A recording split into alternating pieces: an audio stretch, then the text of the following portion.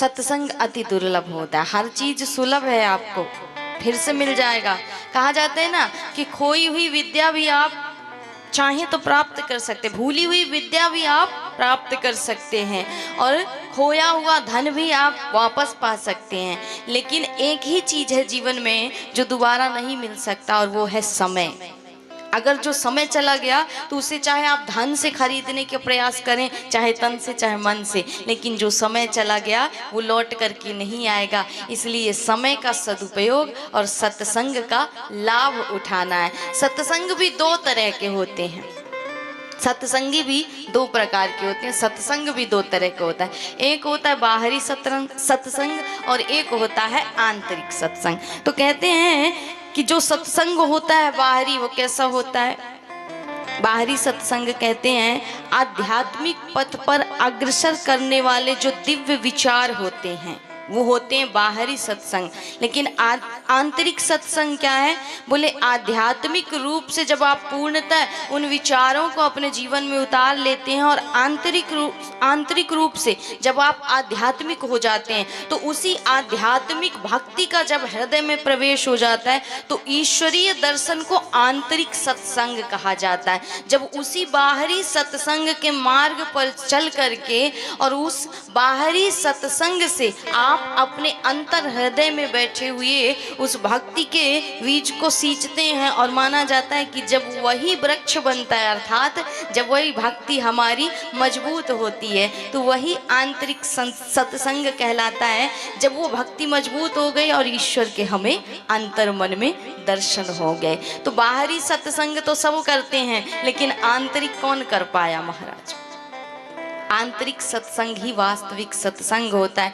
इसलिए कहा जाता है ना कि सत्संग का जीवन में बड़ा फायदा होता है, बड़ा लाभ होता है। जैसा करिए संग वैसा होवे रंग। कहते हैं जैसा करें संग वैसा चढ़े रंग, जैसा खाएं अन्न वैसा बने मन, और जैसी पिए पानी वैसी बने बानी, जैसे राखें शुद्धि वैसी बने बुद्धि, और जैसा करें विचार वैसा दिखे ये संसार। तो आप सब कुछ निर्भर है आपके एक संग पर। अर्थात अगर सत्संग का संग करोगे, राम का संग करोगे तो राम के विचार आएंगे, कृष्ण का संग करोगे तो कृष्ण के विचार आएंगे, और अजामिल डाकू का करोगे तो डाकुओं वाले विचार ही आएंगे महाराज।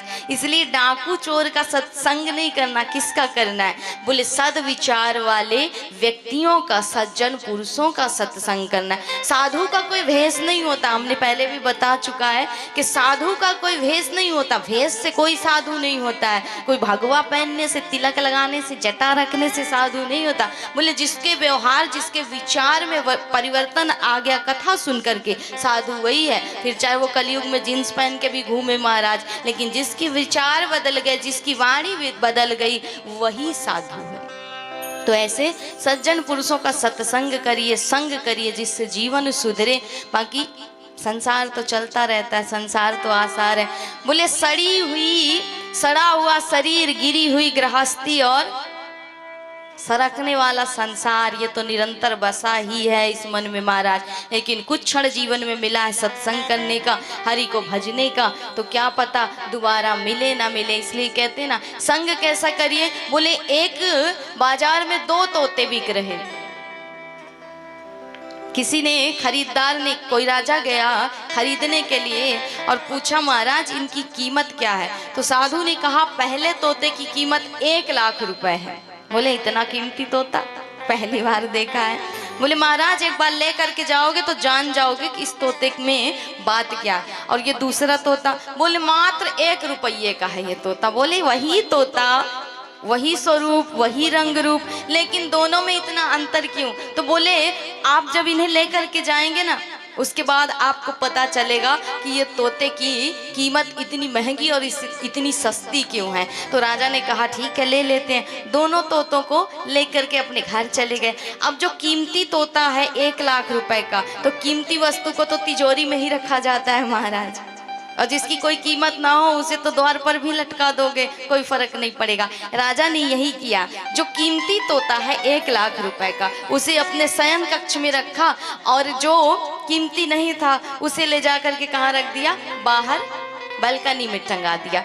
अब जब प्रातः हो, ब्रह्म मुहूर्त हो, तो जो 1 लाख वाला तोता है वो चिल्लाता है, क्या चिल्लाता है कि कबीरा सोकर क्या करे, अरे जाग के जपो मुराद, और एक दिन तो है सोवना लांबी पाँव पसार।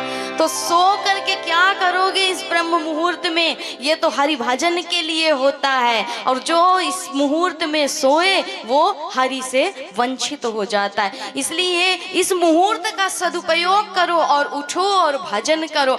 राजा को बड़ी अच्छी बात लगी, महाराज कैसे इसके शुद्ध विचार है, बताओ इतनी जल्दी जग गया, 3 बजे 4 बजे जग जाता है और कैसे राम राम राम राम करता रहता है। तो राजा समझ गए कि कीमत तो इसकी इसीलिए है। अब जैसे ही राजा बाहर गए तो राजा ने देखा कि जो दूसरा तोता है वो तो गालियां दे रहा है महाराज की, सुबह सुबह चालू कर दी भजन कीर्तन, और गालियां दे रहा है, ऐसी ऐसी गालियां दे कि राजा ने जीवन में सुना ही नहीं। बोले कीमत आपका नहीं होता, आपके नाम का नहीं होता, आपके स्वरूप का नहीं होता, कीमत आपके गुणों का होता है, आपके विचारों का होता है। तो 1 लाख कीमत उसके गुणों की थी महाराज, तोते के रंग रूप की नहीं थी, उसने जो संग किया था उसकी थी। अब राजा को बड़ा आश्चर्य हुआ कि ये दोनों हैं तो एक ही माँ की संतानें, एक ही स्वरूप, लेकिन गुण ऐसे कैसे आए। तो बोले गुण इसमें इसलिए ऐसे आए कि एक को डाकू ने पकड़ लिया था और एक को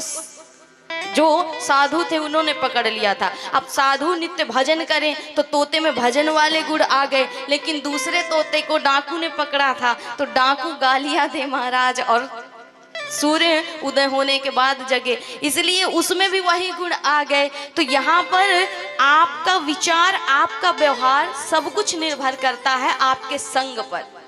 आप कैसा संग करते हैं उसी प्रकार आपका आचार विचार व्यवहार होता है। तो इसीलिए कहा जाता है ना कि व्यर्थ में समय को मत गवाइए, क्योंकि ये समय कैसा है कि धनियों वनियों जाएगा, अरे जेहि विधि उड़त कपूर, नारायण हरि भजन कर, और क्यों चाटे जगधूर। तो ये जीवन भी कैसा है, बोले कपूर की भांति है। कपूर को थोड़े समय के लिए खुले में छोड़ दोगे ना तो उड़ जाएगा, उसका पता नहीं चलेगा महाराज। इसलिए ये जिंदगी भी वैसी ही है, सिर्फ 2 क्षण के लिए मिली है, अर्थात पता नहीं कब ये चली जाए, कोई भरोसा नहीं। कहते हर मृत्यु माना जाता है कि जो जीवन है ना ये क्या है, काल्पनिक है, और इसका प्रमाण क्या है, बोले जीवन के काल्पनिक होने का प्रमाण ही एकमात्र मृत्यु है। इसलिए इस अटल सत्य को जिसने जीवन में उतार लिया उसने अपने आचार विचार अपने संग सबको बदल दिया, और उसी का जीवन राम के गुणों जैसा गुणमयी हुआ, उसी का परिवार राम के परिवार जैसा हुआ। इसलिए अक्सर कहा जाता है कि जहाँ बारिश न हो वहाँ की फसलें खराब हो जाती हैं, और जहाँ धर्म संस्कार न हो वहाँ की नस्लें खराब हो जाती हैं। इसलिए जीवन में सत्संग बहुत जरूरी है, और सत्संग करके ही हम अपने जीवन, अपने परिवार, अपने संस्कारों को बदलते हैं।